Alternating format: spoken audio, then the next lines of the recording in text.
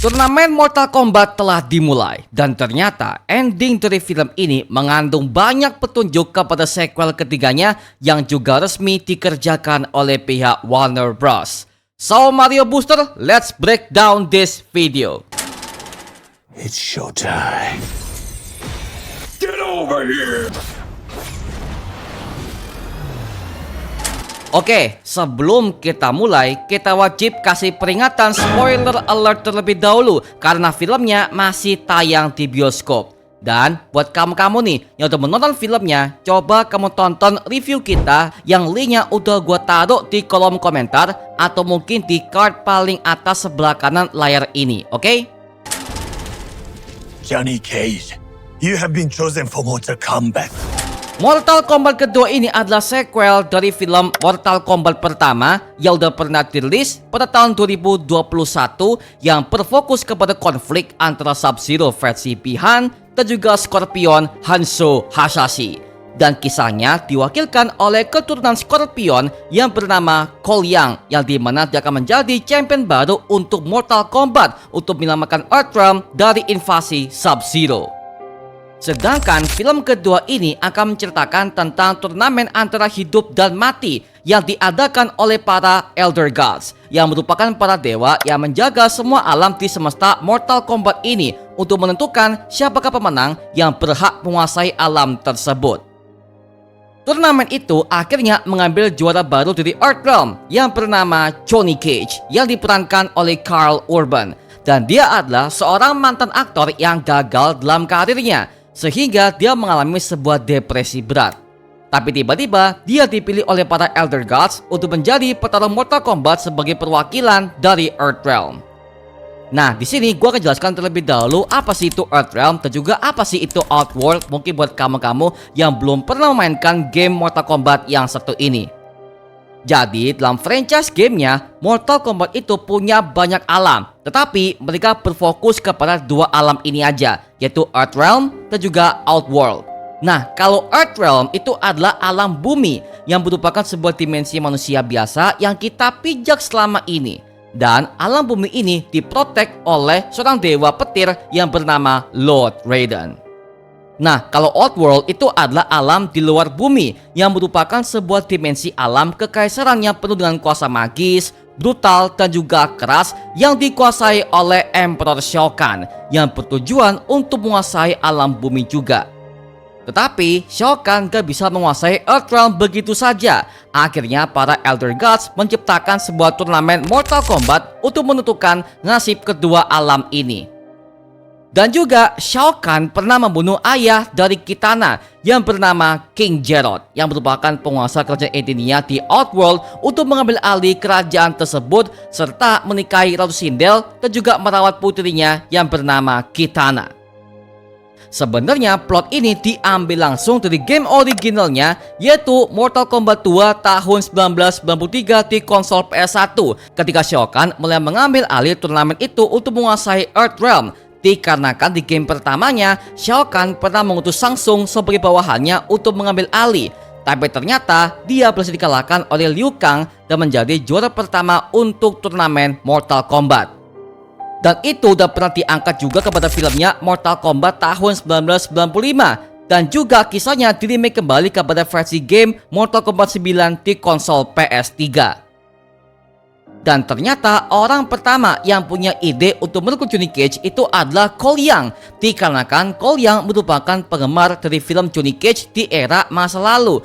Dan dia tahu potensi yang dimiliki oleh Johnny Cage yang titis semenjak ending film pertama. Tapi ternyata reaksi dari para fans dan juga para kritikus menganggap soal si tokoh Cole Young ini merupakan tokoh yang gak penting dan juga tokoh ini lebih baik dibuang aja di versi filmnya. Dan itu adalah hal yang wajar karena kita gak pernah tahu Cole Young ini di versi gamenya. Dan tiba-tiba dia muncul sebagai tokoh utama di film pertama. Makanya tokoh Cole Young di film ini langsung dimatikan oleh Shao Kahn dengan cara dihantam kepalanya sampai hancur menggunakan palu ikoniknya. Yang dimana ini adalah sebagai bentuk jawaban dari pihak studio Warner Bros dan juga sutradaranya untuk mengabulkan permintaan para fans akibat penokohan Cole Young yang gak penting banget dalam segi bentuk narasinya. Akhirnya dia dimatikan oleh villain utamanya langsung, dan para fans langsung seneng. Makanya skripnya akhirnya dirubah kalau Johnny Cage langsung diundang oleh Lord Raiden dan juga Sonya Blade untuk mengikuti turnamen Mortal Kombat setelah Johnny Cage akhirnya gagal untuk buka booth hasil pameran film karya-karya lama dia di era tahun 90-an dulu yang ternyata boothnya tidak laku. Yang dimana hal ini menunjukkan betapa depresinya Johnny Cage sebagai aktor yang sudah terlalu lama tenggelam dalam kenangannya, dan akhirnya dia dipilih sebagai petarung baru untuk mewakili Earthrealm. Johnny Cage, you have been chosen for Mortal Kombat. Nah, sebenarnya dalam gamenya sendiri, Johnny Cage itu diundang langsung oleh Samsung yang menyamar menjadi guru bela dirinya yang bernama Master Boyd. Dan hal itu ditujukan kepada versi film originalnya di tahun 1995. Lalu setelah itu, Johnny Cage ini dibimbing langsung oleh Lord Raiden untuk menjadi petarung yang bijak dan juga berani seperti dulu. Ketika turnamen berlangsung, kita menemukan ada beberapa pertarungan yang begitu ikonik dan juga penuh dengan fan service. Yang pertama itu adalah Johnny Cage melawan Kitana, yang ternyata Kitana sengaja membiarkan Johnny Cage hidup karena dia sudah menjadi mata-mata dari Raiden untuk memberitahu semua informasi terkait soal Shao Kahn dan juga para petarung Outworld yang lainnya. Yang kedua adalah Sonya Blade melawan Sindel, yang ternyata mereka berdua bertarung di sebuah arena yang penuh dengan jeruji besi dan juga perangkap yang mematikan. Dan kalau kita cocokkan kepada versi game originalnya, lokasi ini berada di lembah Goro alias Goro's Lair, yang merupakan tempat bagi Prince Goro yang dibunuh oleh Cole Young di film pertama. Dan tempat ini sering muncul juga di semua berbagai macam franchise game Mortal Kombat, terutama di gamenya Shaolin Monks pada konsol PS2.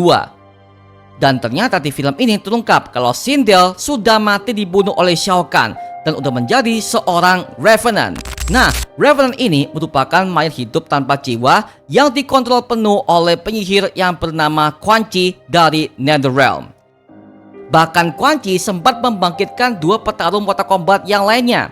Yang pertama adalah Bi-Han alias Sub-Zero yang bertransformasi menjadi Noob Saibot.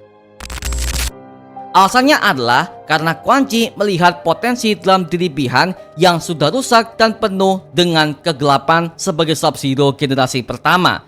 Makanya jiwanya akhirnya dimanipulasi oleh Quan Chi untuk menjadi pelayan setianya dalam franchise Mortal Kombat. Tapi ketika Quan Chi membangkitkan Kano dari kematian, dia tidak menjadi Revenant seperti Sindel dan juga Kung Lao. Alasannya adalah karena jiwa Kano udah terlalu rusak secara moral. Bahkan itu udah dimulai semenjak dia lahir. Nah, karena hal itulah akhirnya sihir Revenant gak diperlukan untuk Kano. Makanya dia bangkit secara normal dan masih punya jiwa utuhnya. Deadline numpuk, kerjaan gak habis-habis. Kepala udah panas, badan udah capek, dan perut ikut minta diisi nih. Indomie, mie instan dengan bumbu khas yang selalu pas di lidah. Tinggal rebus beberapa menit, campur bumbu lengkapnya, dan langsung jadi. Hangat, gurih, dan selalu bikin mood balik lagi. Karena di tengah deadline yang cepat, enak, dan praktis cuma Indomie. Indomie seleraku.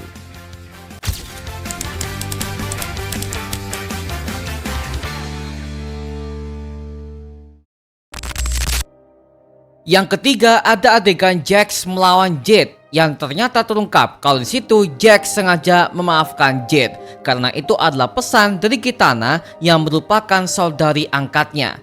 Dan Jax sangat menghormati Jade sebagai petarung yang seimbang dengannya. Ini sebenarnya adalah sikap hormat dari seorang Mayor Jax Briggs yang merupakan mayor angkatan darat yang berpengalaman dalam tugas militer, bersama juga dengan Sonya Blade sebagai rekan lamanya. Lalu ketika Johnny Cage lagi mabuk di sebuah bar, ada penampakan Ed Boon sebagai bartender yang merupakan kreator asli dari game Mortal Kombat sejak tahun 90-an. Yang penampilan cameo-nya membuat kita callback kepada Stan Lee sebagai kreator komik Marvel yang selalu tampil di setiap project MCU di era Infinity Saga. Dan bahkan Ed Boon juga adalah orang yang menyuarakan kata "Get over here" untuk tokoh Scorpion dari versi game sampai sekarang di versi film juga sama. Get over here! Get over here! What? Yang keempat adalah Liu Kang melawan Kung Lao ketika dia menjadi Revenant. Dan ini adalah pertarungan paling ikonik dalam filmnya Mortal Kombat kedua ini, yang ternyata pertarungannya diadakan di Evil Monastery yang pernah ditampilkan dalam game Mortal Kombat Shaolin Monks ketika Liu Kang dan juga Kung Lao menghadapi Kitana untuk pertama kali. Nah, buat para fans gamenya, ini adalah pertarungan paling emosional karena emang Liu Kang dan juga Kung Lao dikenal sebagai juara Mortal Kombat bertahan. Bahkan persahabatan mereka udah melegenda di kalangan para fans, terutama buat kamu-kamu yang udah pernah mainkan sebuah gamenya Mortal Kombat Shaolin Monks yang berfokus kepada Liu Kang dan Kung Lao ketika mereka bertahan di turnamen pertama Mortal Kombat. Dan dari pihak sutradaranya, dia memberikan sebuah statement kepada para fans kalau dia tertarik untuk bikin kisah spin-off antara Liu Kang dan juga Kung Lao yang lebih panjang yang akan diangkat dari sebuah gamenya Mortal Kombat Shaolin Monks dari konsol PS2. Jika itu terjadi, maka timeline yang akan diambil itu adalah jauh sebelum film Mortal Kombat pertama dimulai, karena itu adalah awal kisah persahabatan Liu Kang dan juga Kung Lao ketika mereka menghadapi Shang Tsung, sang penyihir paling licik dalam franchise tersebut.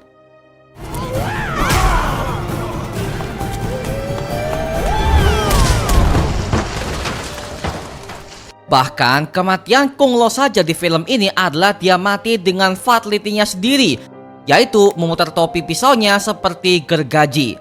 Dan itu adalah fatality paling ikonik untuk karakter Kung Lao yang sering digunakan oleh para pemain dari versi game originalnya. Lalu ada kemunculan Baraka yang merupakan petarung Outworld sekaligus kepala suku dari bangsa Terkatan yang akhirnya mereka dijajah penuh oleh Shao Kahn sebagai kaisar. Dan akhirnya Johnny Cage minta bantuan kepada Baraka untuk bertarung bersamanya. Namun Baraka menolaknya karena dia ingin melindungi semua orang-orang yang berada dalam sukunya yang sekarat tersebut. Dan akhirnya mereka berdua bertarung antara Johnny Cage dan juga Baraka, yang dimana buat gua pribadi ini merupakan sebuah bentuk pertarungan yang paling epik tapi konyol, sehingga akhirnya Baraka mengakui kehebatan Johnny Cage dan menjadi rekan dekatnya dalam situasi yang semacam ini.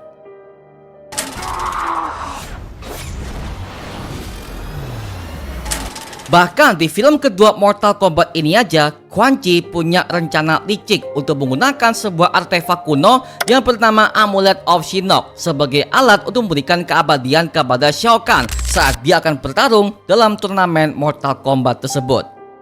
Agar efek keabadiannya lebih aktif, maka amulet itu perlu diisi dengan kekuatan yang gak terbatas, yaitu mereka mencuri kekuatan dari Raiden dengan bantuan Shang Tsung dan juga Revenant Kung Lao yang menerobos masuk ke dunia Earthrealm dengan cara yang sangat licik. Bahkan itu hampir membunuh Raiden di tempat tersebut. Nah, sebenarnya dalam versi gamenya, Amulet of Shinnok ini merupakan penjara atau cycle mistis tempat Shinnok dikurung oleh para Elder Gods setelah dia mencoba untuk memberontak. Dan jika amulet itu sudah dihancurkan, maka jiwa Shinnok akan bebas dan sepertinya dia akan menjadi ancaman berikutnya setelah kematian Shao Kahn di film ini. Bahkan dalam film ini, amulet itu akhirnya dihancurkan oleh Johnny Cage dengan bantuan Kano dan juga Jade ketika mereka bertarung bersama di Netherrealm untuk menghadapi Noob Saibot yang ditahan oleh Scorpion di sana. Nah, by the way, Netherrealm ini merupakan sebuah alam neraka yang berisi banyak sekali para makhluk-makhluk aneh seperti monster, oni, iblis, dan juga para makhluk mengerikan yang lainnya. Serta alam ini dikuasai oleh Scorpion dan juga Noob Saibot sendiri yang merupakan reinkarnasi jiwa manusia yang penuh dengan dendam. Makanya gak heran ya kalau peran Joe Taslim sebagai Noob Saibot ini memang sangatlah sedikit ketimbang film pertamanya, karena fokus utama di film kedua ini bukan kepada dia lagi, tetapi udah masuk kepada turnamen utama untuk Mortal Kombat. Dan akhirnya dari pihak studio udah resmi untuk mengerjakan film ketiga dari franchise Mortal Kombat yang sepertinya akan mengangkat ancaman berikutnya yang jauh lebih berbahaya ketimbang Shao Kahn, yaitu adalah Shinnok. Apalagi amuletnya sudah hancur, dan kalau kalian jeli, kita bisa melihat ada arwah hijau yang keluar dari amulet tersebut. Nah, itu adalah jiwa Shinnok yang bebas dari penjara itu, dan wujudnya akan segera muncul di film ketiga nanti sebagai Elder God jahat yang berusaha untuk menguasai semua alam sekaligus dalam franchise Mortal Kombat. Ini tentu levelnya berbeda banget dengan Shao Kahn, karena kalau gua bandingkan kepada Shao Kahn, dia hanya ingin menguasai Outworld dan juga Earthrealm aja, udah. Sedangkan kalau Shinnok, dia ingin menguasai semua alam di Mortal Kombat yang menjadikannya sebagai ancaman yang jauh lebih serius, karena dia adalah Elder God alias dewa itu sendiri. Dan kemungkinan plot cerita yang akan diangkat sepertinya dari gamenya Mortal Kombat 4 di PS1, karena itu adalah kemunculan pertama Shinnok dalam franchise universe Mortal Kombat. Tapi sepertinya mereka juga akan mengadaptasi sebuah plot cerita dari gamenya Mortal Kombat 10 di PS3. Karena di film ini kita bisa melihat bahwa ada banyak banget para fighter dari Earthrealm yang tewas, seperti Jax, Cole Young, dan juga berbagai macam para fighter yang juga pernah tewas di film pertama. Yang kemungkinan besar mereka semua akan dijadikan sebagai pasukan Revenant oleh Quan Chi. Apalagi Quan Chi sejak awal dia adalah pelayan setia bagi Shinnok yang pernah tampil di versi gamenya Mortal Kombat Shaolin Monks di bagian ending, dan juga gamenya Mortal Kombat 9 sampai ke 10. Kecuali untuk Liu Kang, karena kematian Liu Kang di film ini dia tewas dibunuh oleh Shao Kahn. Yes, tapi tubuhnya menghilang di lahap api. Nah, ini sebenarnya udah jelas bahwa sepertinya Liu Kang akan bertransformasi menjadi Fire God, yang dimana wujudnya pertama kali muncul di gamenya Mortal Kombat ke-11 ketika dunia terancam oleh kedatangan Kronika yang berusaha untuk menghancurkan timeline dan juga multiverse dari Mortal Kombat itu sendiri. Dan di situ Raiden menggabungkan kekuatan petirnya dan juga kekuatan api dari Liu Kang.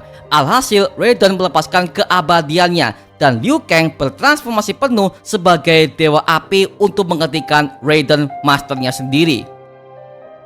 Nah, sedangkan di film ini, kalau kalian jeli, ada sebuah adegan ketika Raiden memberikan sebuah sedikit kekuatannya kepada Liu Kang, yang dimana hal ini membuat Liu Kang akhirnya punya takdir yang jauh lebih besar dalam franchise film Mortal Kombat live action ini. Sehingga ketika dia tewas, dia akhirnya melepaskan tubuh fananya dan perlahan akan muncul sebagai Fire God Liu Kang. Bahkan ketika dia bertarung dengan Kung Lao, Liu Kang berjanji bahwa dia akan siap untuk menyelamatkannya dari alam kematian.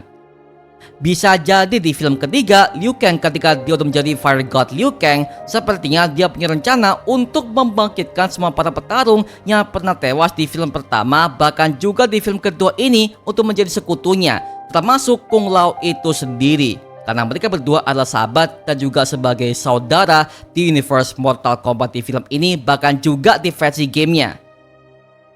Jadi bisa gue katakan di film ketiga nanti mungkin akan berfokus kepada 3 poin yang akan gue sebutkan di video ini. Yang pertama, film ketiga akan berfokus kepada ancaman Shinnok yang jauh lebih besar. Yang kedua, kebangkitan semua para pasukan Revenant yang dikontrol penuh oleh Quan Chi. Yang ketiga adalah bangkitnya Liu Kang sebagai Fire God. Dan pastinya film ketiga harusnya akan jauh lebih intens dan juga jauh lebih emosional ketimbang film pertama persis dengan versi gamenya. Nah, ending dari film ini akhirnya kita bisa melihat kalau Earthrealm dan juga Outworld berhasil diselamatkan dari cengkeraman Shao Kahn sebagai kaisar. Dan kita akhirnya naik jabatan sebagai pewaris kerajaan Edenia, yang dimana akhirnya dia berhasil menyatukan kedua alam ini untuk bisa saling hidup berdampingan satu sama lain. Karena itu merupakan sebuah impian ayahnya yang bernama King Jerrod sebagai raja yang paling bijaksana di Edenia tersebut. Dan kisah Mortal Kombat masih berlanjut.